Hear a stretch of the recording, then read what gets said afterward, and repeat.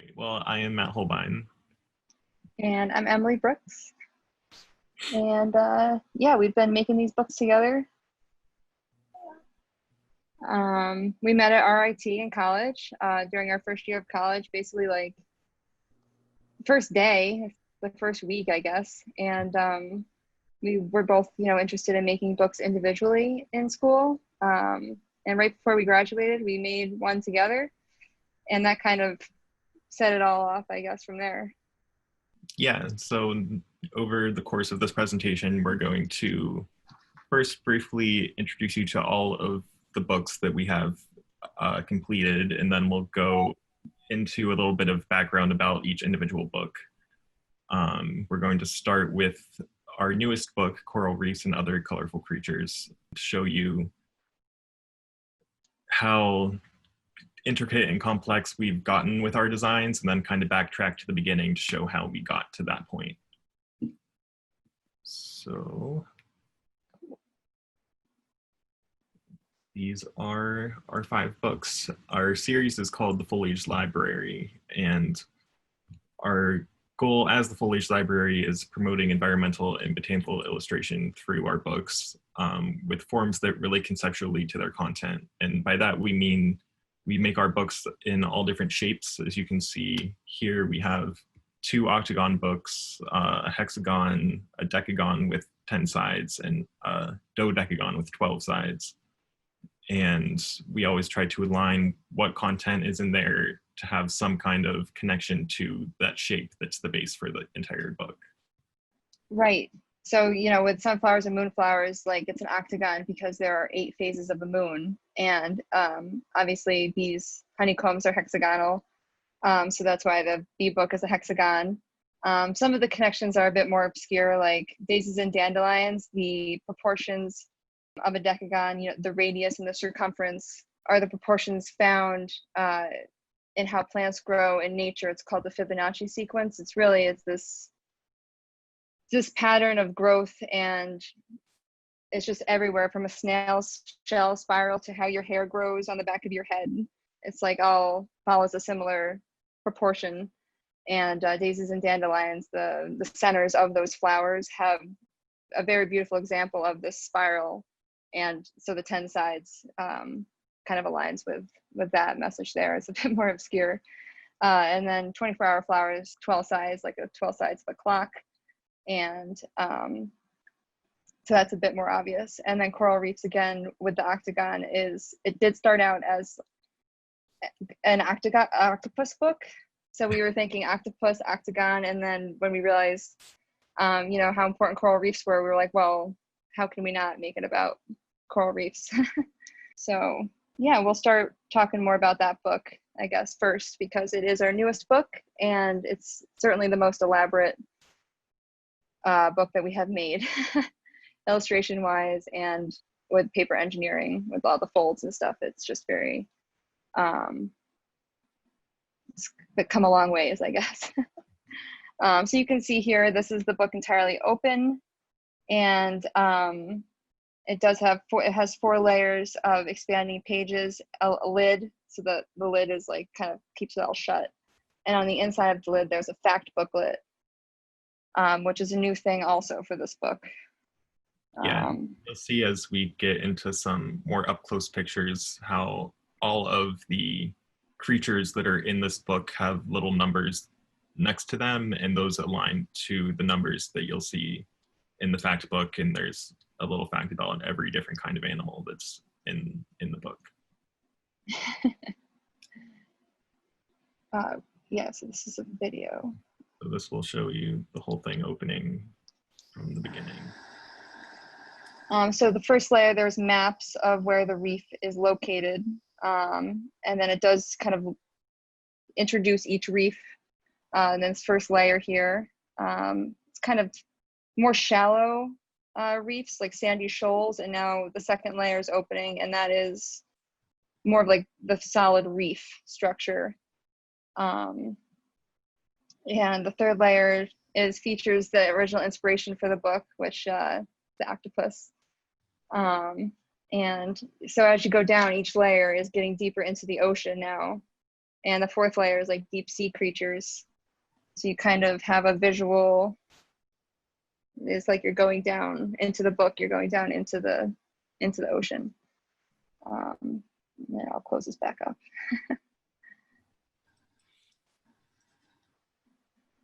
So this is what we would call also a movable book, and you might hear us use this term, or you might have heard the term already. It's not necessarily a pop-up book. As you know, the pop-up books, they come up out of the pages and involve, you know, more intricate, tiny paper folds that are contained in a rectangle.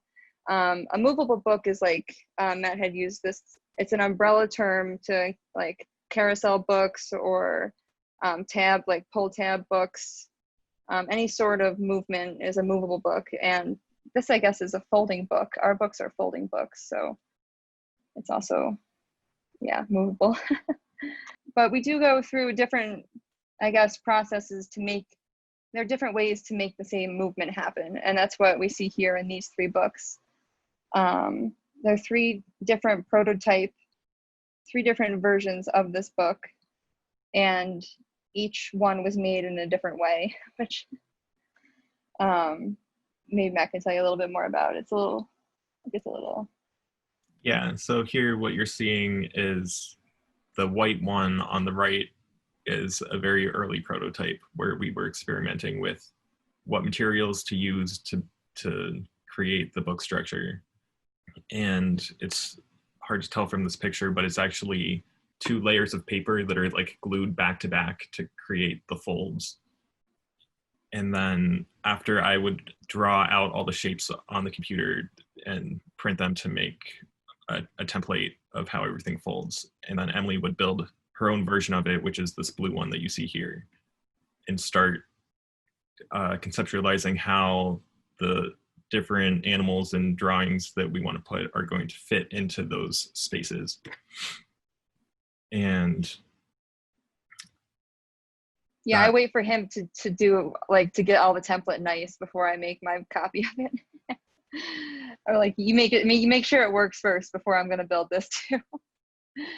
But the next slide has some pictures of Matt's kind of process with the, yeah, so this is like the making of this first white version, and you can see like the lines here are what I draw on the computer, and then I'll print them, and I have a cutting machine called a Zing, similar to a more famous one is the Cricut, that like pulls your paper back and forth and has a little blade and cuts, and that has been a recent acquisition that has made our lives a lot easier in designing these books and not having to cut them all by hand.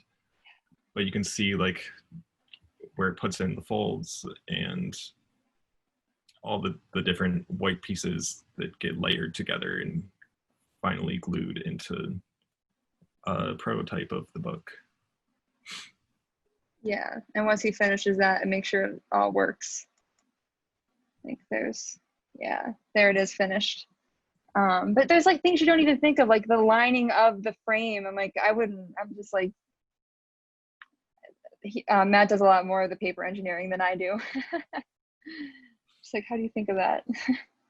Yeah, you can see like some of the parts that give the book structure and keep it rigid is like this, it's made out of cardboard, and then it just has paper that lines the edges so you can't see the edges of the cardboard. Sneaky. And then more layers of paper get glued over that so everything is encased. And at the end, we end up with a whole finished white version.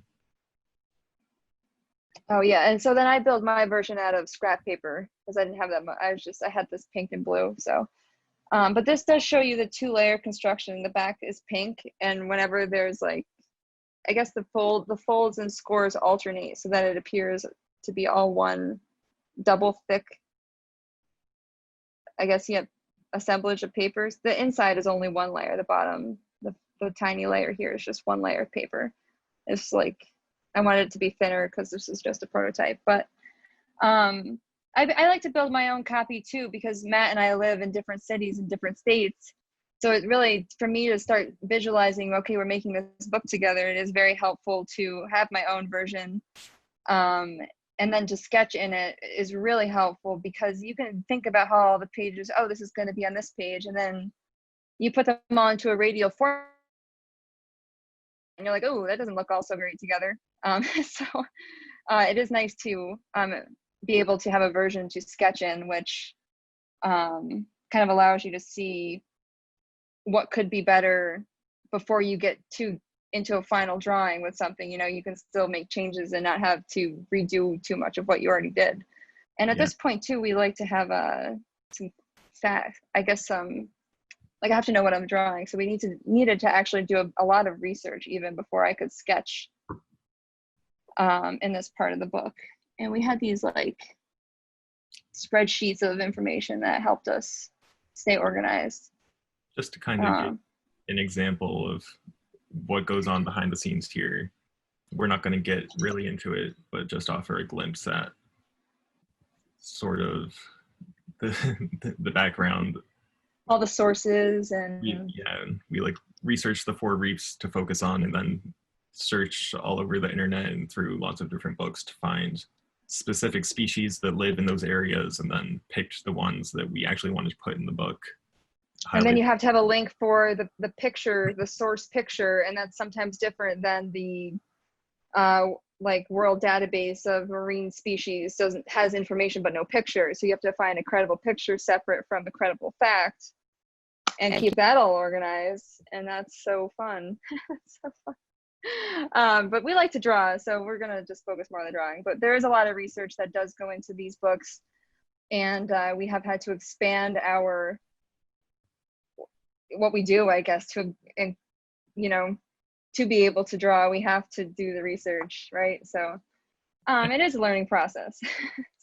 I guess also a good example of what Emily was talking about with how her sketched version sort of informs how things end up getting put in there. You can see here in her blue version, the ground is towards the middle of the book, and like the top of the water is towards the outside of the book on all of these pages. But if you look at the finished version, we decided after seeing how this looked that it would be better to flip it, and the top of the water is towards the center of the book and the ground is out towards the viewer all the way around. Yeah, at first it was like, oh, it would be like a snow globe effect kind of, but it's actually hard to, because you're looking across the book, it got to be, confusing, we thought. So yeah, even the sketch is flipped. Like this is my original sketch, but where the ground is, it's where the hinge, you see how I have the hinge drawn in at the bottom? Yeah. But actually we flipped this so the hinge is at the top of this scene in the final book. And I had to go in and redraw the sand over there and like make some of them, remember? Yeah, like there fill was a it. lot of redrawing when we decided to do that. It wasn't so bad. It wasn't as bad as it could have been, but it was We use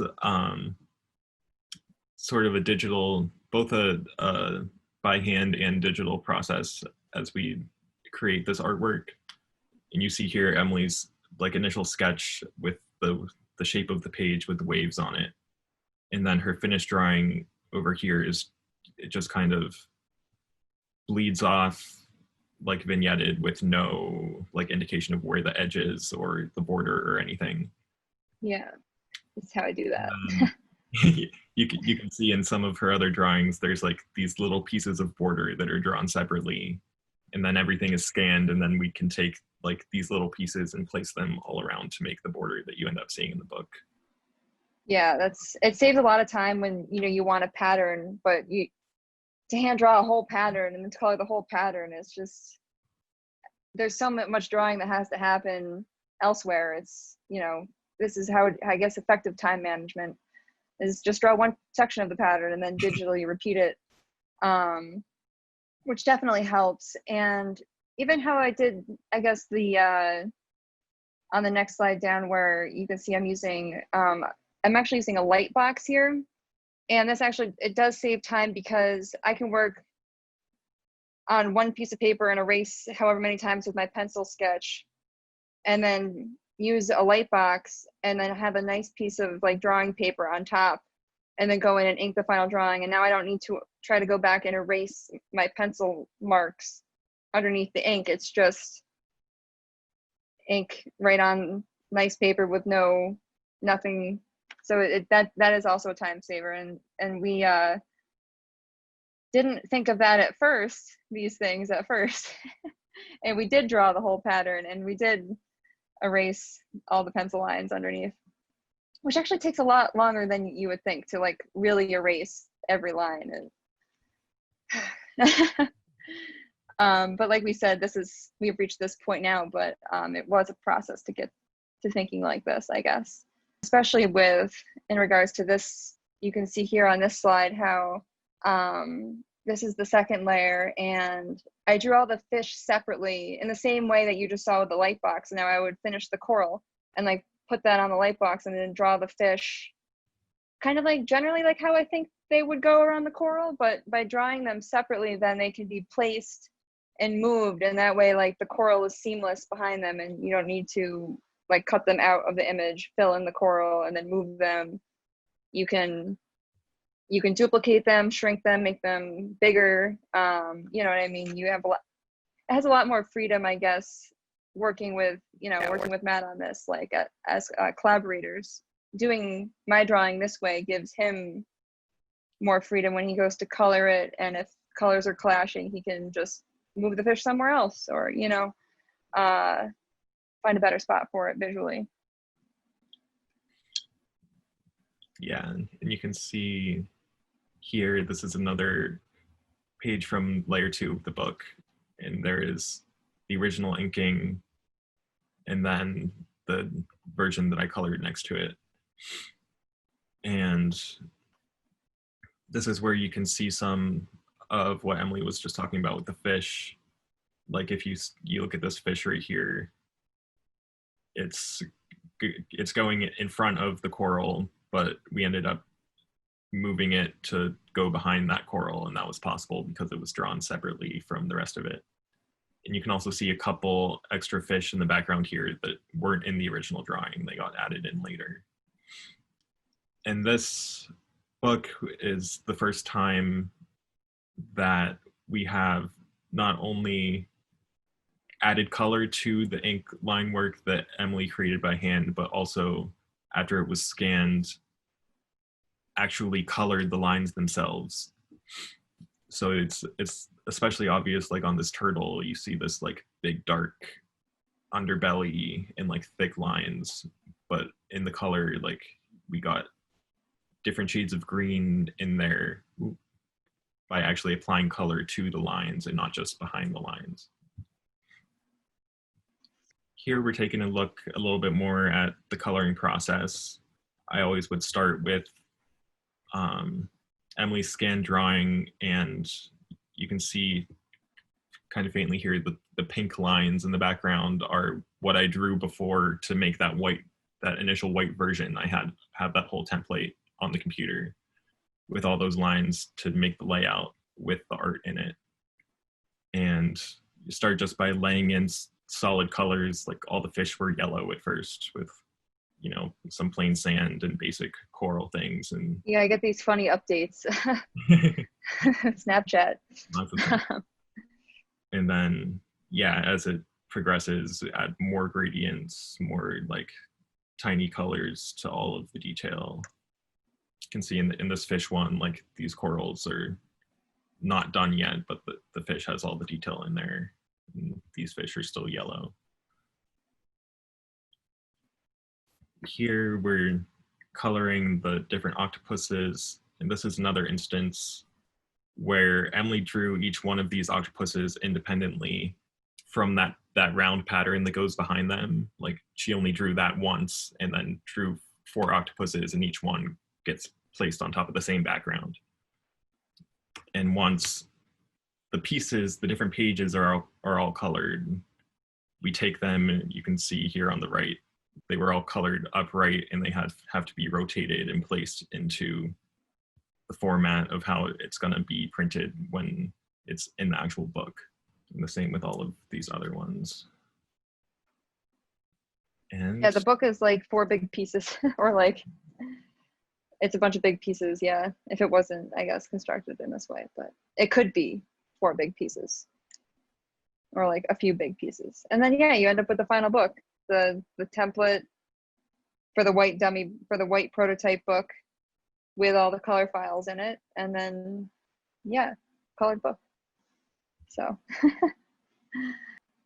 pretty cool. This one, oh, this is our first book. I guess we're halfway through already. Coral Book was our most recent book, and now we're jumping back to the very first book that we made together. Right. So we were still in college when this book was made. It was senior year, 1 week away from graduation, and decided we should make a book together because we made books individually, and thought, let's do it. And immediately came to the octagon, like, oh, a moon and moonflowers, and we're like, oh, and a sun, and it all fell into place very quickly. I think we illustrated this whole book, designed it conceptually, everything within a week. Yeah, and like mostly over a weekend, and then we were like finishing things up during the week. Yeah, to actually build the book. So that was kind of crazy. Yeah, I did not spend nearly as long illustrating this book as I did any other of our books, but here you can see some of the scans from, like 6 years ago now. And you can see how, I mean, at least the two triangles there, we did repeat those, like alternating, and that was helpful, but like the big frame for the text, we inked that whole thing because we didn't think about what would be easier. Just drawing one edge and repeating it around. Like right. In the Coral Book.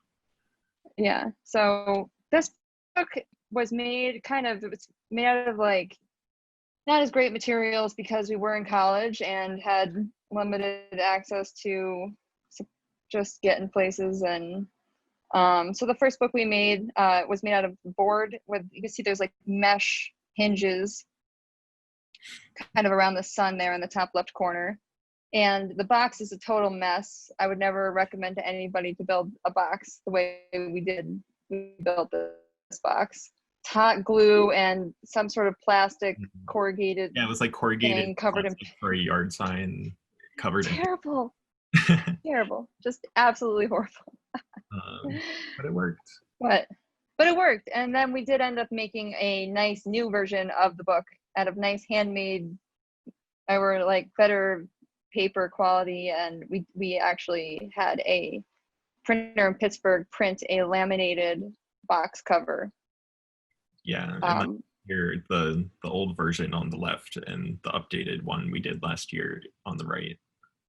And same thing here, you can see on this old version on the left, there's the hinges are made out of a book binding mesh, and the actual like structure of the book itself is pieces of mat board that were cut into triangles and hinged together using that same book binding mesh.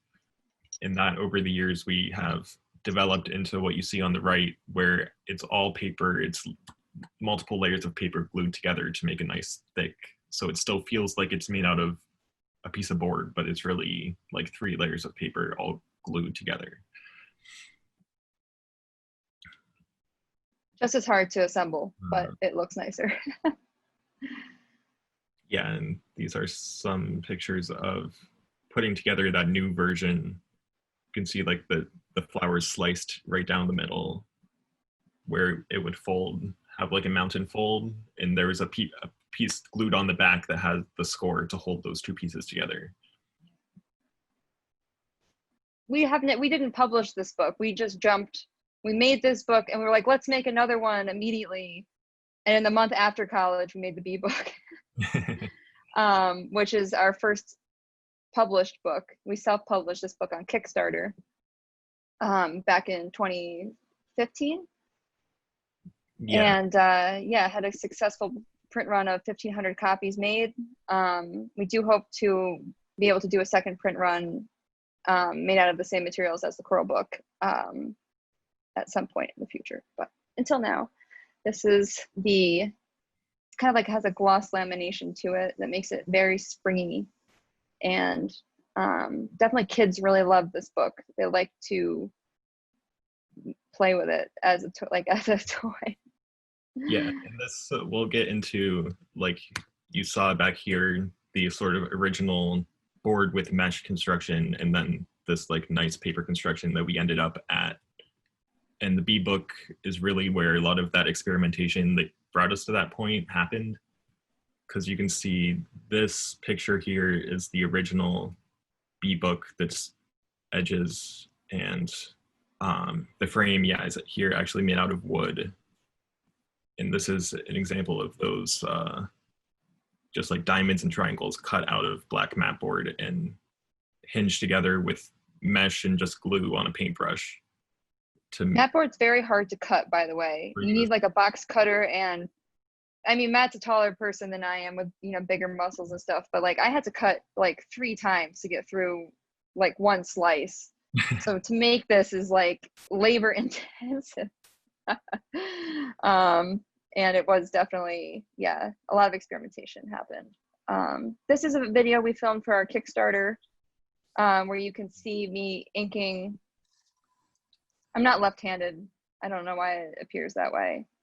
Oh, it must have gotten flipped, but yeah, this is me inking a bee. It is sped up, but I do tend to ink things pretty fast once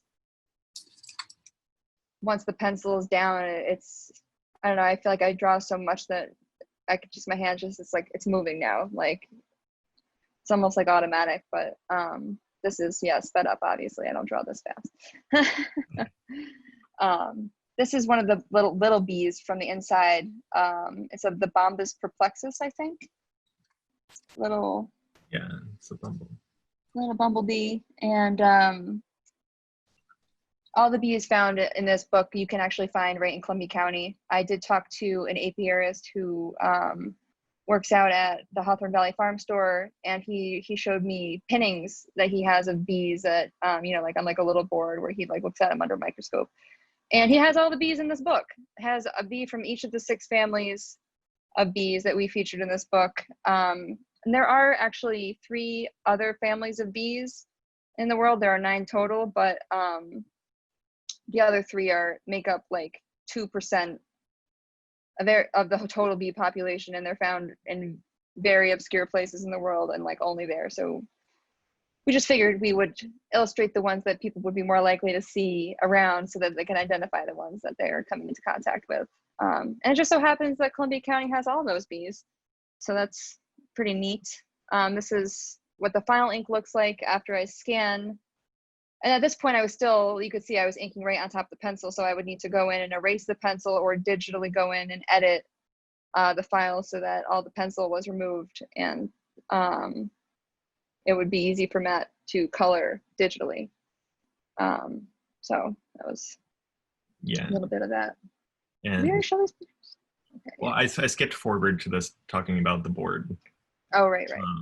But up to this point, we had only been making books out of board and mesh, and this one has wood in it. But we ran our Kickstarter to raise money to actually publish it and like mass produce them, and we had to try to figure out how do we create this kind of structure on a mass scale, which led to a lot of different material experimentation, and we ended up with this. It's just like a thick kind of cardstock with gloss lamination on it, and the whole thing, instead of being, you know, all of these many pieces that all need to be glued together, the whole book is only 4, I guess 7, because each one of these is 7, yeah. But like this, all 6 of these big pages are all fit on one piece of paper, and each layer basically is all one piece, which allowed us to get them produced at a reasonable price point. Yeah. And Ah, over time, we've been working with the same printer on all of our books, and this was the first one that we did. And you can see how kind of the 6Bs in the middle don't lay out maybe as nicely as we would want them to, or as nicely as they did on the heavy board version of it. And over time, we've worked up to a thicker material with kiss cuts in it, which is what the Coral book is made of, which is why when you see pictures of that book, it's always staying open a lot more nicely because it's actually a development of the material that we used for the B book. right.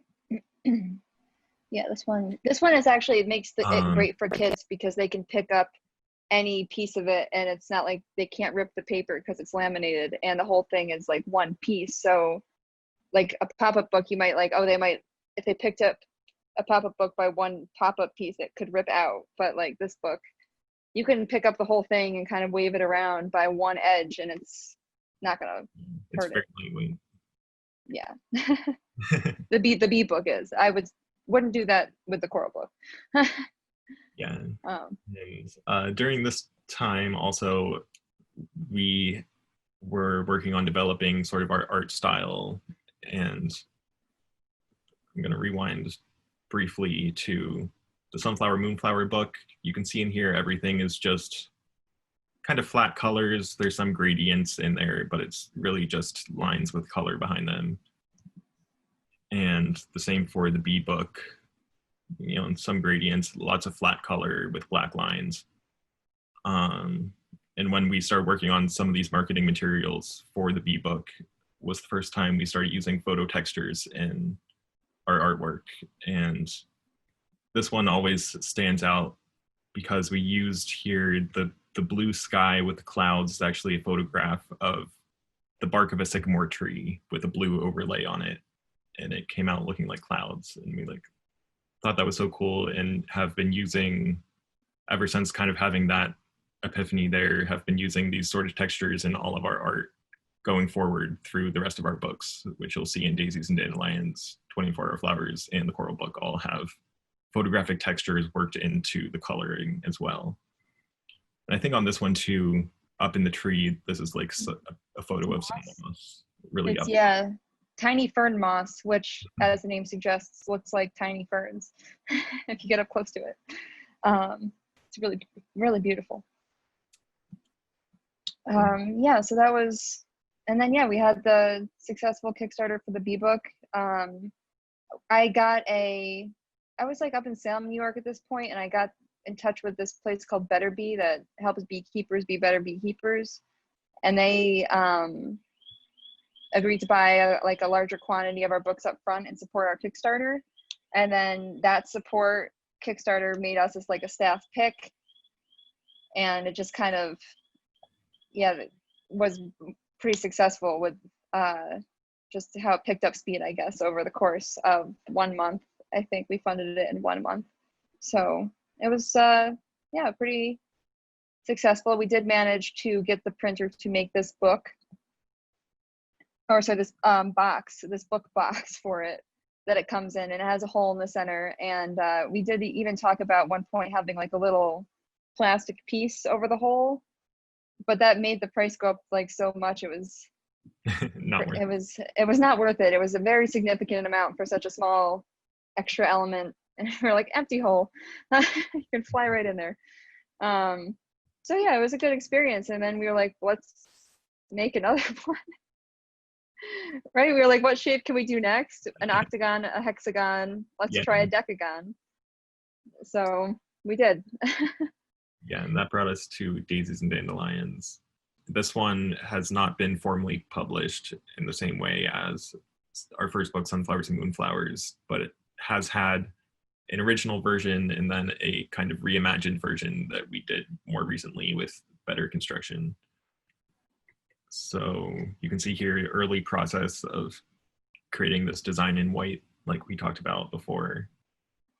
Here, this is what I'd mentioned with the Fibonacci sequence, the spiraling pattern that's everywhere. These flowers, daisies in particular, and also dandelions, have a very intense, complex pattern going on in the center. So I used a compass and a protractor and just, yeah, different mathematical tools to get this effect. And so you can see my drawing and then the final version. And then Matt takes the final version and colors it digitally. This is a dandelion. Colors it digitally. And I believe the photo texture in this one comes in the backgrounds of them, right? The background color was like grass. Yeah, there's grass texture. This is a photo from early on before that was added, where it's just blue. Right. This is from the first version. And when we get to the finished book, you can see the different textures in it. And here is that original first one made all out of the border mesh. You can kind of see the different pieces coming together. And versus this is the paper construction for the updated version, where each page is multiple layers of paper and they're all glued into the frame. It's kind of hard to see. The grass texture is more subtle in this, I feel like. But it does add like this kind of dimension to the illustration that just a flat color doesn't have. Yeah. Especially for the background, you know? Like, yeah, you can see behind these buds, there's a texture. There's texture behind all of it. It's just subtle in this photograph. And then this one also was updated with facts about all of the daisies here along the edges, which were not part of the original design. If you see here, this is that original board book with the illustrations glued in, and you can see how there is no text at all in it. It's just illustration. And after we revisited these, after we had made the Coral book with so many facts in it, right, decided these ones needed more information in them as well. Yeah, and there were some really cool facts about these, some of these plants. Like the rubber dandelion is actually a better source for rubber than rubber trees, because you need to wait for rubber trees to be like 6 years old or something before they can be cut down for rubber. But dandelion quite literally grows like a weed, and you can harvest it as soon as it's a big dandelion, which is very fast. So I guess, I don't know, it's pretty neat. I thought that was pretty neat. Yeah, this one was fun. It was also unpublished because we went right ahead and made 24-hour flowers and went ahead and published this one instead. Yeah, this one, and we talked about, or have been talking about, how we had, you know, the board versions, and then with the B book, it became this like glossy paper version. In this book, we'd already been working with that printer, so we designed it with that glossy paper material in mind. So it kind of functions better than the B book as a finished product. And it's also branching out from our traditional radial, where it's just one shape and everything expands radially from that shape. This one opens like a book first and is biradial, and then opens more to each side. Yeah, we tried not to like have it go as deep, because with that laminated material, it's hard for the inner layers to stay open. So we're like, oh, we'll just make it shallower and wider. Problem solved. Kind of, you know. And we actually never built a board version of this book. It was all paper right from the start, no black mat board with mesh. Moved away from that entirely. So the main thing that was different though was the clock with this one. And you can see here my drawings.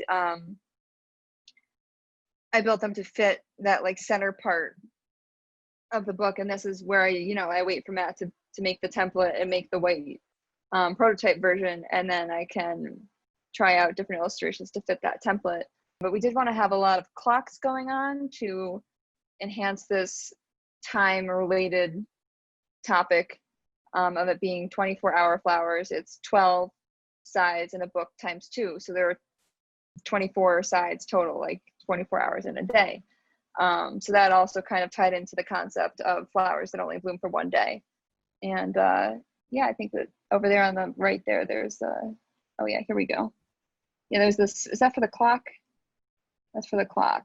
And then this is for the Mallow family. You can see I'm like drawing out this whole thing in pencil still and then inking on top. The illustrations for this did get very leafy. They got very leafy. Yeah, And there's kind of an explosion on the style that started with Back on Daisies and Dandelions with the cover here. Emily did this sort of full coverage leaf style. This was the first instance of that style in our work, and it was carried over into 24-hour flowers. You can see all of these big pages are just full leaf coverage, which I thought really made it stand out artistically. Yeah, it's not, not a large section for information, but the illustration has a lot going on. So yeah, this was definitely an experience because the way the pages fold and like line up, it kind of was hard to get the gears to be on the right place so that they line up with the same gear on another page when they're both shut. But it worked out, most like a good percentage of the books look perfect. So we were pretty happy with it overall. Yeah, it was just kind of a lot of crazy line work with this one, really. And Matt did this center clock. Yeah, our only book that incorporates an actual pop-up. Right. It's a pretty simple mechanic there. Fits into the middle of the structure and gives you a little clock full of flowers when you open it up initially. And then here's something, this was sort of a crazy design for the frame, where this is the part back in like the first speed book that was made out of wood. And since then we've moved to making it out of cardboard with like edges to hide the edge of the cardboard. And this was sort of an in-between time where the whole thing is just made out of one piece of paper that folds and like collapses and glues down to a base to create this frame that's basically just paper and hollow inside. I think that was our very first version, white version of that book. And then here we see it open all the way.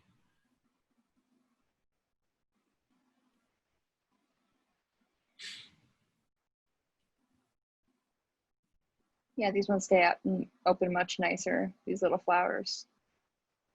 Have more space to bloom. Yeah. It's kind of the black sheep of our book family here. 55 forest fractals. Are we done talking about 24-hour flowers? Oh, yeah. Yeah, that one, this book, that was okay, but it's not my favorite book. Yeah, we published 24-hour flowers on Kickstarter, the same as the B book. And then kind of moved straight from that into the Coral book, which we showed you first.